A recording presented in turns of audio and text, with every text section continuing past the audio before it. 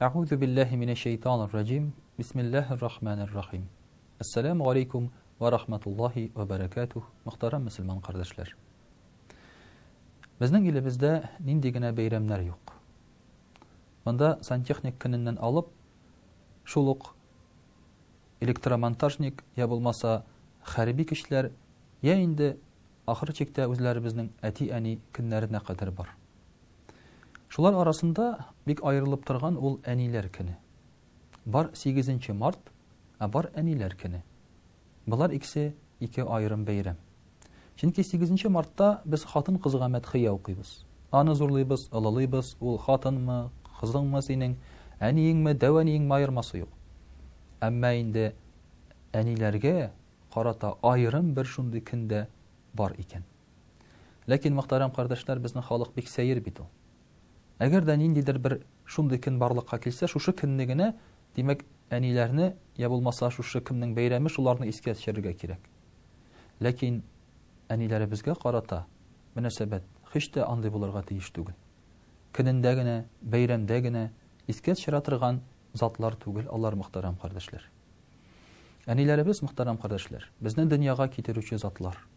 O'z qarnında yirtib, yurak ostida yirtib, o'zining kichin, salomatligin, o'zining yoshligin bizga bag'ishlagan kishilar. Ul g'ina tugul dunyoga keltirgandan so'ng ko'pmi yiqisini qoldirib, ko'pmi haligi salomatligin, motorligin qoldirib, o'zine bo'lgan ixtiborni qoldirib, bolasına bag'ishlagan kishilar. Mana shunga ko'ra da kim deganda bola kishi anisine rahmatli bo'lirga tegish. Kim deganda? Chunki ul nindi bo'lsa, aning silashuvi, aning xalq fiili, aning dunyoga qarashi bitinisi de aning anisinden kelgan. Chunki ati kishi bola yanında bik az bo'la. Ham shunga ko'ra da eng birinchi minglarni da, tovushni da, eng birinchi rizqni da bitinisinde bola o'zining anisinden ala. Aniga yaxshi qararga kerak, motor munosabatda bo'larga kerak degan so'zlar ul endi banal so'zlar. Bular anlaşıla. Bik populyar so'z cennet anileri bizning oyoq ostida. Lakin şınlıqta bu sözünü neçik anlargasın? Muhterem kardeşler, bana bir iki gene misal. Ahmet ibn Hanbal degen zor galimimiz var. Ol anisi isen çağında ilenmi. Hamni için dip sıragaç olayta bizning iyimiz kichkina dey. Agar da şuşu iyge min kilin alıp qaytsam, şuşu kilin aniyime birer nindi yemsiz načar söz etse menim mınga yüregim tüze almasdı. Şuna göre anisi isen çağında ol ilenmi, anisine nindi de bolsa ziyan kilüden korkup. Eli bit kilmegen bir nersede, bari tek korkup gana. Bar bizning ikinci zor galimimiz İmam Şafii. Aşarga oturganda ol bir vaqtda da anisi bilen aşamay turgan bola. Kişiler seyirsinip, nek aniyin bilen aşamaysın, alla jirenesin mi dep sıraylar mından. Ol ayta, yok dey. Aniyin bilen aşarga otursam, aylik aşaganlar bir talinkeden, aniyimnin көзе tüşer birer rizıqqa dey, yaki rizıqның birer ilişine dey. Amin anı aldanırak alıp kabırımında, ol көзе tüşken rizıqны aşıya almayca kalır dey. Şuna göre ol oturup, ni tilese şunu aşasın, rizıqны qaysı jerinden tilese şundan aşasın, andan soň min kalganın aşayım dey. Muhterem kardeşler, qaragız ali. Nindi nezakatlik, nindi matur көрүнүш bu, nindi matur niyet. Bizning ko'nglimizda hozirgi vaqtda istal ortına oturup shunday niyet barmı? Bizning niyet tamaq tuturup. Aşav, içiyor şulay bit. Aniga qolganmı, yo'qmi? Ul aşaganmı, yo'qmi? Aның turunda birimiz de muhterem kardeşler oylamay. Mana ani bizga qarata munosabat ol so'zdagina tugul şulay bit. Bayram kunlarında ati ani men sizni yaratam, sen sağ bolagız, uzoq yashagız, qartaymagız deb aytasың da telefonna qo'yasan. Şunun bilen bite bizning bütün yaratullarыбыз. Abid alar qaşında nindidir bir yaxşı iş işlew. Hatınыңнан alda aniyinge bölek beru, yawlıq beru, yoki başqa bir matur көрүнүш көрсөтүү. Иге келип киргәч башта aniyingni selamlab, аннан соң гына hatınыңны selamlab, балаларыңны selamlab, менә шушыны алар күрүп тыйып торалар. Belki indi sen uylysыңдыр, иге акча алып кайтсам, әти анiyim жылда турса, истәре бетен булса, мен үземнең вазифамны төшердем дип. Yok, alay түгел әлбәттә.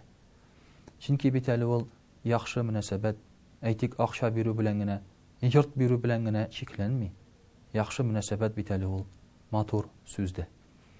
Шундый бер халыкның әйтеме бар. Каш җыерып дару бергәнче елмаеп агу бир диләр.